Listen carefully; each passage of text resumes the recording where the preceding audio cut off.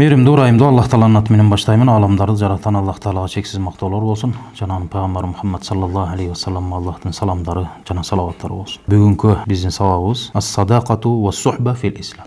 İslamdağı dostluk jana joldoşluk деген temada eken.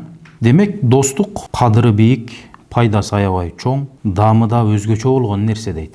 Достук, жолдоштук, Балким ислам дини чыныгы достукка аябай көңүл бурат. Жана ага үндөп кызыктырат. Ошол чыныгы достук жакшы бир таасирде уланып кетиш үчүн ислам шарияты жалпы негиздерди дагы коюп кеткен. Демек достук, жолдоштук кандай болуш керек? Анан буга өзүнүн негиздерин коюп кеткен. Достук кандай негизде кетиш керек? Wa fima yali bayan li shay'in min mazahiri inayati biha. İslam dini dostluk, joldoşlukka kандай көңүл бургандыгы жөнүндө айтайлы. İnnal İslam'a ragaba fi an yuhibbal muslim li akhihi ma yuhibbuhu li nafsihi. İslam dini musulman adam özü жакшы көргөн нерсени башка бирөөгө дагы жакшы көрүүсүнө үндөп келген дин дейт. Өз нафсиңе эмнени жакшы көрсөң, башка бирөөгө дагы ошол нерсени жакшы көрүүгө үндөп келет. Wa yubayyinu anna zalika alamatu iman wa annahu min kamalil iman. İslam dini bizge açıktап айтып берет. Демек өзүң жакшы көргөн нерсени башка бирөөгө дагы ыра көрүп жакшы көргөнүң бул ыймандын белгиси, анан ыймандын кемелдиги болуп, толуктугу болуп аталат.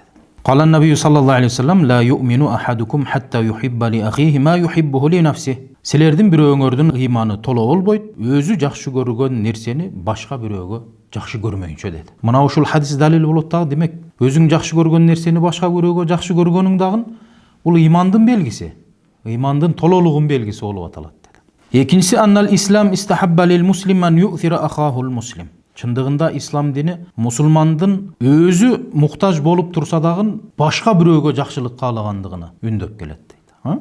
Wa in kanat bihi khasasa.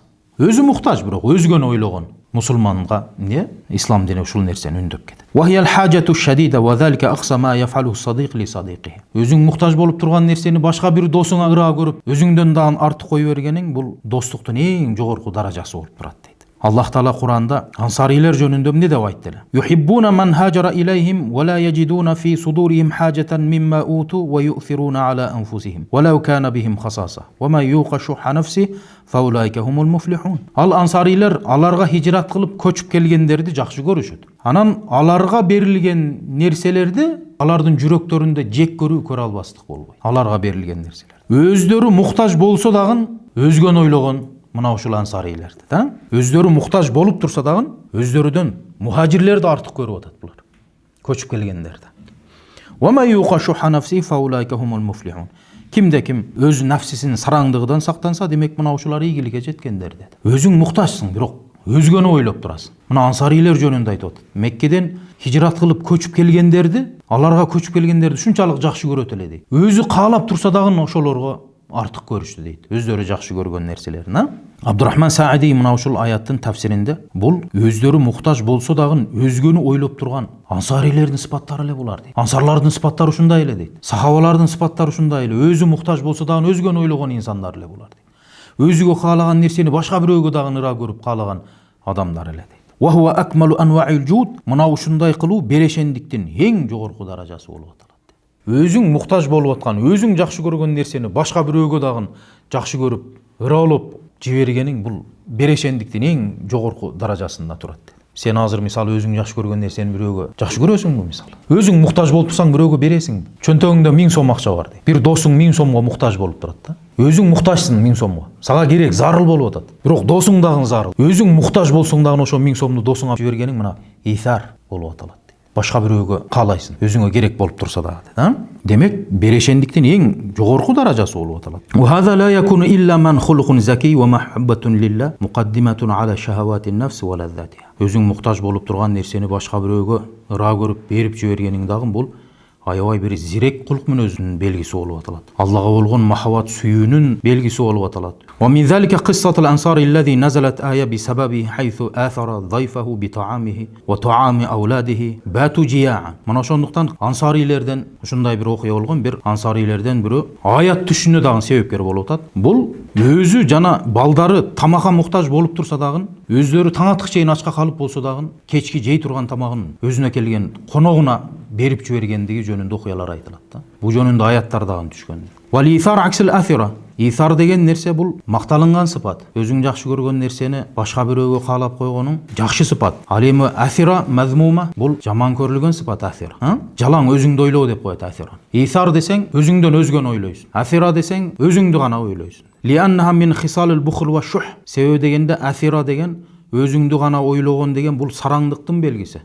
Бақылдықтың белгісі деді. Ал эми кимге Аллах Таала исарды беріп қоя тұрған болса, ал өзінің нәфсисінің сараңдығыдан сақталыптыр деді. Аллах Таала Құранда "Ва май юқа шухха нафсихи фаулайка хумул муфлихун". Кимде ким өзінің нәфсисінің сараңдығыдан сақтанса, мына ошолар ийгиликке жеткендер деді.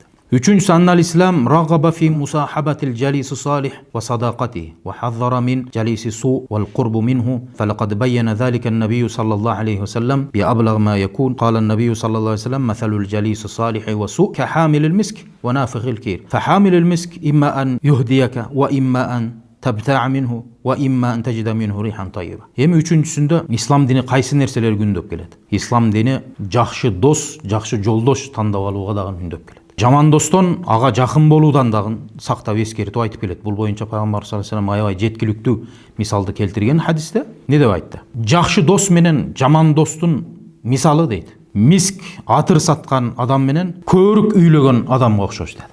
Миск саткан адам сага же мискти хадия кылышы мүмкүн, же андан миск атыр сатып алышың мүмкүн, же болбосо андан сага бир жыт жугат. Атыр саткан, миск саткан адам менен достошсоң, сага андан жакшы жыт жугушу мүмкүн. Ал эми жаман достун мисалыны эмнеге окшотту? О темирчинин отун үйлөгөн адамга окшот. Ага жолосоң сенин кийимиң күйүшү мүмкүн, же андан бир жаман жыт жугушу мүмкүн сага. Демек ислам дини дос тандоодо дагы жакшы досту тандап алууга үндөйт. Сага тандап алган досуң дүние ахиретте пайдасы тийиш керек сага. Чыныгы дос деп айтам мен. Сага дүниеде дагы ахиретте дагы пайдасы тийген дос. Ал эми пайдасы жок дос, сага кандайдыр бир дүние себептен пайдасын тийгизип, ахиретке пайдасы тийбей калса, анда ал чыныгы дос деп айтпайт. Чыныгы дос дүниеге дагы ахиретиңе дагы пайдасын тийгизет. Төртүнчүсү, баян анна садaqatul haqqa as-saliha tastamir ila ma ba'da al-mamat. Чыныгы достук өлгөндөн кийин дагы уланат дейт. Чыныгы достук өлүп кеткениңден кийин дагы уланыш керек. في يوم القيامة حين يتبرأ كل صديق من صديقه تبقى صداقة المؤمن المتقين ظاهرة في ذلك اليوم العظيم. Кыямат күнү достон жүзү үрүп кеткен мезгилде момундардын достугу, такыбалардын достугу ошондой кыйын күндө дагы бирге калышы керек дейт. Аллах Таала Куранда al-akhillau yawma idhin ba'duhum li ba'din adu illa al-muttaqin. Достор ошол күнү бири-бириден качып калышат, бири-бирине душман болуп калышат. Бир гана такыбалар андай болбойт. Mutasahibun al-mujtami'un 'ala al-kufri wat-takdhib wal-'isyan yata'adawna fi dhalika al-yawm. O дүйнөдө куфурлукка, ыймансыздыкка дос болгондор, жалгандын үстүндө дос болгондор, күнөөнүн үстүндө дос болгондор кыяматта бири-бирине душман болуп калат dedi. Себеби дегенде алар Алладан башка нерселерге достошталар. Алла жолунда достошподу. Алланын жолундан башка нерселерге достошту, булар ахиретте бири-бирине душман болуп калышат dedi. Fanqalabat adawat yawmal qiyama. Мына ошол себептен алардын дүйнөдөгү Алладан башка нерсеге достошкондугу кыяматта бири-бирине душмандыкка алып барат dedi. أما المتقون فإن محبتهم وصداقاتهم تدوم وتتصل بدوام من كانت المحبة لأجله. Ал эми такыбалардын достугу, бири-бирине болгон жолдоштугу, булардыкы Алла үчүн бири-бирини сүйүп болгондуктан ахиретте дагы булардын достугунун пайдасы тиет dedi. Бешинчиси, анна садақатал халиса ятараттабу алайха савабал жазил. Алла үчүн болгон достук бул сен үчүн ахиретте Алла Тааланын жакшы сыйлыгы бериле турган нерселердин бири. Пайгамбар саллаллаху алейхи ва саллям хадисте сабаатун юзиллухумуллаху фи зиллихи йаума ла зилла илля зиллу. Закара минхум ражулан тахабба филла ижтама алейхи ва тахфаррака алейхи. Кыяматта Аллах Таала 7 кишини эч көлөкө жок мезгилде өзүнүн көлөкөсүнө алат dedi. Ошолордун арасынан 2 киши ражулан тахабба филла. Алла үчүн бири-бирин жакшы көрүп сүйдү. Ижтама Алла үчүн бири-бири менен жолукту. Ва тафаррака алейхи. Алла үчүн ошол жерден таркап кетишти dedi. Мына ошол достуктун пайдасы тиет ахиретте dedi.